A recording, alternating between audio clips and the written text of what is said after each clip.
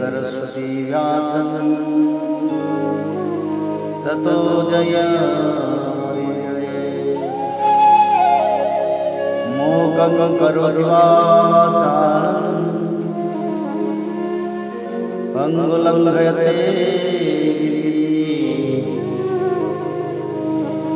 यत्कृपातमहं वन्दे परमानन्दमाधवो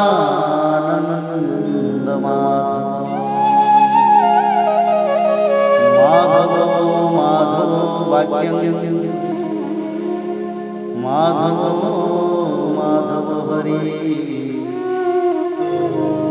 परन्ते साधवा नित्यं सकलकार्येषु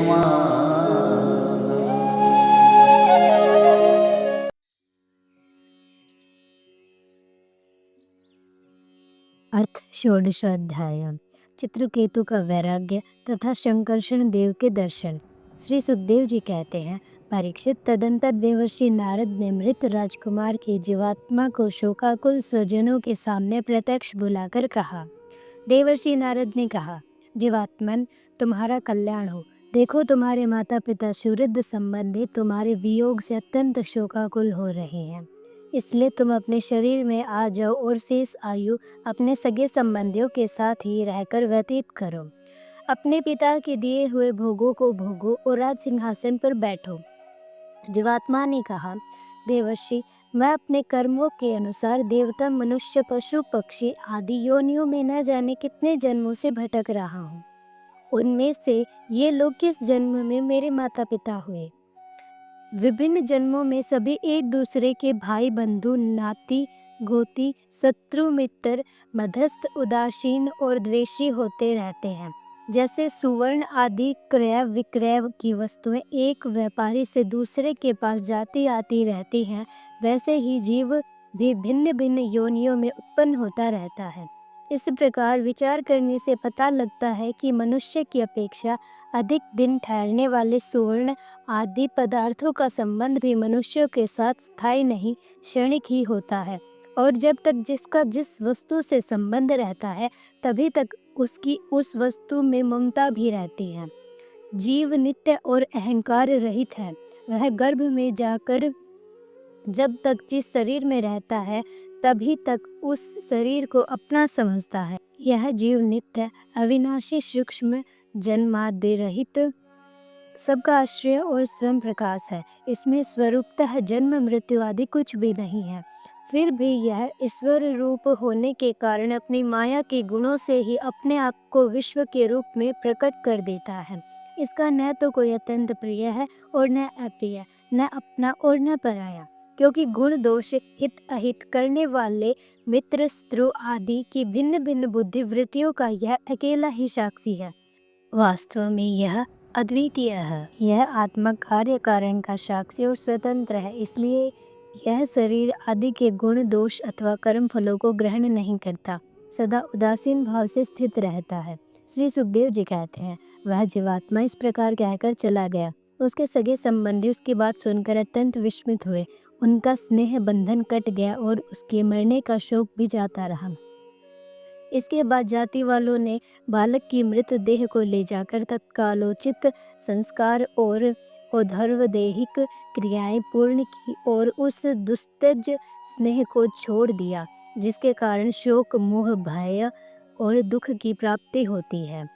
परीक्षित, जिन रानियों ने बच्चे को विष दिया था वे बाल हत्या के कारण श्रीहीन हो गई और लज्जा के मारे आंख तक नहीं उठा सकी थी।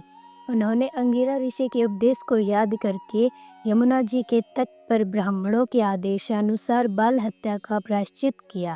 परीक्षित, इस प्रकार अंगिरा और नारद जी के उपदेश से विवेक बुद्धि जागृत हो जाने के कारण राजा चित्रकेतु घर गृहस्थी के अंधेरे कुएं से उसी प्रकार बाहर निकल पड़े जैसे कोई हाथी तालाब के कीचड़ से निकल आए। उन्होंने यमुना जी में विधि पूर्वक स्नान करके तर्पण आदि धार्मिक क्रियाएं की, तदंतर संयंतेन्द्रिय और मौन होकर उन्होंने देवर्षि नारद और महर्षि अंगिरा के चरणों की वंदना की। भगवान नारद ने देखा कि चित्रकेतु जितेंद्रिय, भगवत भक्त और शरणागत हैं, अतः उन्होंने बहुत प्रसन्न होकर उन्हें इस विद्या का उपदेश किया। देवर्षि नारद ने यो उपदेश किया, ओमकार स्वरूप भगवान आप वासुदेव, प्रद्युम्न, अनिरुद्ध और शंकर्षण के रूप में कर्मशः चित्त, बुद्धि, मन और अहंकार के अधिष्ठाता हैं। मैं आपके इस चतुर्वह रूप का बार बार नमस्कार पूर्वक ध्यान करता हूँ। आप विशुद्ध विज्ञान स्वरूप हैं। आपकी मूर्ति परमानंदमयी है। आप अपने स्वरूप भूत आनंद में ही मग्न और परम शांत है। द्वैत दृष्टि आपको छू तक नहीं सकती। मैं आपको नमस्कार करता हूँ। अपने स्वरूप भूत आनंद की अनुभूति से ही आपने माया जनित राग द्वेष आदि दोषों का तिरस्कार कर रखा है। मैं आपको नमस्कार करता हूँ। आप सबकी समस्त इंद्रियों के प्रेरक परम महान और विराट स्वरूप है। मैं आपको नमस्कार करता हूँ। मन सहित वाणी आप तक न पहुँचकर बीच से ही लौट आती है। उसके उपरत हो जाने पर जो अद्वितीय नाम रूप रहित चेतन मात्र और कार्य कारण से परे की वस्तु रह जाती है, वह हमारी रक्षा करे। यह कार्य कारण रूप जगत जिनसे उत्पन्न होता है, जिनमें स्थित और जिनमें लीन होता है तथा जो मिट्टी की वस्तुओं में व्याप्त मृत्तिका के समान सब में ओतप्रोत है, उन पर ब्रह्मा स्वरूप आपको मैं नमस्कार करता हूँ। यद्यपि आप आकाश के समान बाहर भीतर एक रस व्याप्त हैं, तथापि आपको मन, बुद्धि और ज्ञानेंद्रियां अपनी ज्ञान शक्ति से नहीं जान सकती और प्राण तथा कर्मेंद्रियां अपनी क्रिया रूप शक्ति से स्पर्श भी नहीं कर सकती। मैं आपको नमस्कार करता हूँ। शरीर, इंद्रिय, प्राण, मन और बुद्धि जागृत तथा स्वप्न अवस्था में आपके चैतन्यांश से युक्त होकर ही अपना अपना काम करते हैं तथा सुषुप्ति और मूर्छा की अवस्थाओं में आपके चैतन्यांश से युक्त न होने के कारण अपना अपना काम करने में असमर्थ हो जाते हैं। ठीक वैसे ही जैसे लोहा अग्नि से तप्त होने पर जला सकता है, अन्यथा नहीं, जिससे दृष्टा कहते हैं, वह भी आपका ही एक नाम है। जागृत आदि अवस्थाओं में आप उसे स्वीकार कर लेते हैं। वास्तव में आपसे पृथक उनका कोई अस्तित्व नहीं। ओमकार स्वरूप महाप्रभावशाली महाविभूतिपति भगवान महापुरुष को नमस्कार है। श्रेष्ठ भक्तों का समुदाय अपने कर कमलों की कलियों से आपके युगल चरण कमलों की सेवा में संलग्न रहता है। प्रभु आप ही सर्वश्रेष्ठ हैं। मैं आपको बार बार नमस्कार करता हूँ। श्री सुखदेव जी कहते हैं, परीक्षित, देवर्षि नारद अपने शरणागत भक्त चित्रकेतु को इस प्रकार विद्या का उपदेश करके महर्षि अंगिरा के साथ ब्रह्मलोक को चले। राजा चित्रकेतु ने देवर्षि नारद के द्वारा उपदिष्ट विद्या का उनके आज्ञानुसार 7 दिन तक केवल जल पीकर बड़ी एकाग्रता के साथ अनुष्ठान किया। तदंतर उस विद्या के अनुष्ठान से 7 रात के पश्चात राजा चित्रकेतु को विद्याधरों का अखंड अधिपत्य प्राप्त हुआ। इसके बाद कुछ ही दिनों में इस विद्या के प्रभाव से उनका मन और भी शुद्ध हो गया। अब वे देवादिदेव भगवान शेष जी के चरणों के समीप पहुंच गए। उन्होंने देखा कि भगवान शेष जी सिद्धेश्वरों के मंडल में विराजमान है। उनका शरीर कमलनाल के समान गौरवर्ण है। उस पर नीले रंग का वस्त्र फहरा रहा है। सिर पर किरीट, बाहों में बाजूबंद, कमर में करधनी और कलाई में कंगन आदि आभूषण चमक रहे हैं। नेत्र रत्नारे हैं और मुख पर प्रसन्नता छा रही है। भगवान शेष का दर्शन करते ही राजर्षि चित्रकेतु के सारे पाप नष्ट हो गए। उनका अंतःकरण स्वच्छ और निर्मल हो गया। हृदय में भक्ति भाव की बाढ़ आ गई। नेत्रों में प्रेम के आंसू छलक आए। शरीर का एक एक रोम खिल उठा। उन्होंने ऐसी स्थिति में आदि पुरुष भगवान शेष को नमस्कार किया। उनके नेत्रों से प्रेम के आंसू टप टप गिरते जा रहे थे। इससे भगवान शेष के चरण रखने की चौकी भीग गई। प्रेमोद्रेक के कारण उनके मुंह से एक अक्षर भी न निकल सका। वे बहुत देर तक शेष भगवान की कुछ भी स्तुति न कर सके। थोड़ी देर बाद उन्हें बोलने की कुछ शक्ति प्राप्त हुई।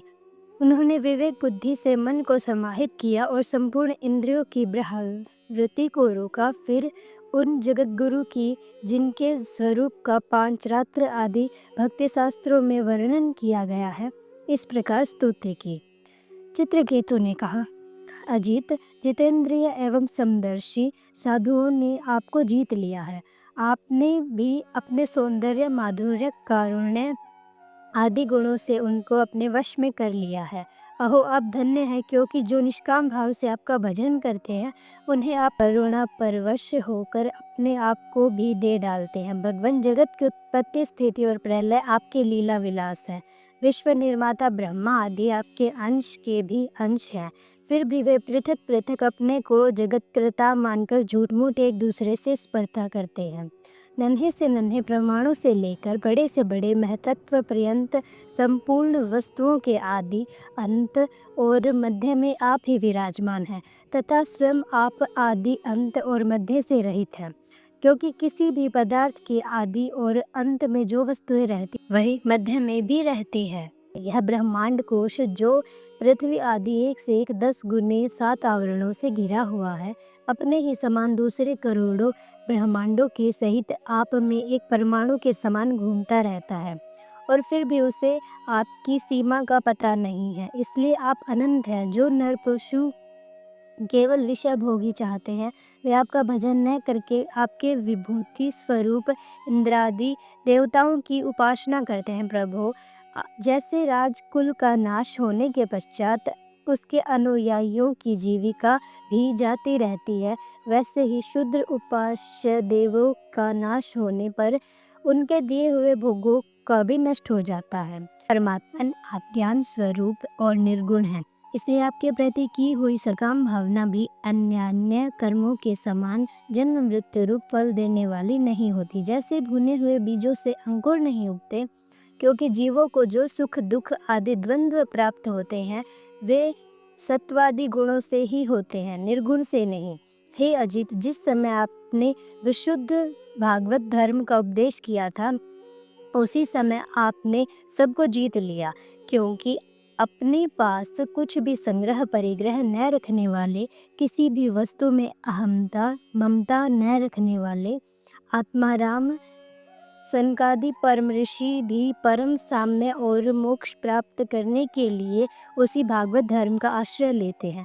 वह भागवत धर्म इतना शुद्ध है कि उसमें सकाम धर्मों के समान मनुष्य की वह विषम बुद्धि नहीं होती कि ये मैं हूँ, यह मेरा है, यह तू है और यह तेरा है। इसके विपरीत जिस धर्म के मूल में ही विषमता का बीज बो दिया जाता है, वह तो अशुद्ध, नाशवान और अधर्म बहुल होता है। सकाम धर्म अपना और दूसरों का भी अहित करने वाला है। उससे अपना या पराया किसी का भी कोई प्रयोजन और हित सिद्ध नहीं होता। प्रत्युत सकाम धर्म से जब अनुष्ठान करने वाले का चित्त दुखता है तब आप रुष्ट होते हैं, और जब दूसरे का चित्त दुखता है तब वह धर्म नहीं रहता, अधर्म हो जाता है। भगवान, आपने जिस दृष्टि से भागवत धर्म का निरूपण किया है वह कभी परमार्थ से विचलित नहीं होती। इसलिए जो संत पुरुष चर अचर समस्त प्राणियों में समदृष्टि रखते हैं वे ही उसका सेवन करते हैं। भगवान, आपके दर्शन मात्र से ही मनुष्य के सारे पाप क्षीण हो जाते। यह कोई असंभव बात नहीं है, क्योंकि आपका नाम एक बार सुनने से ही नीच चांडाल भी संसार से मुक्त हो जाता है। भगवान, इस समय आपके दर्शन मात्र से ही मेरे अंतःकरण का सारा मल धुल गया है। सो ठीक ही है, क्योंकि आपके अनन्य प्रेमी भक्त देवर्षि नारद जी ने जो कुछ कहा है वह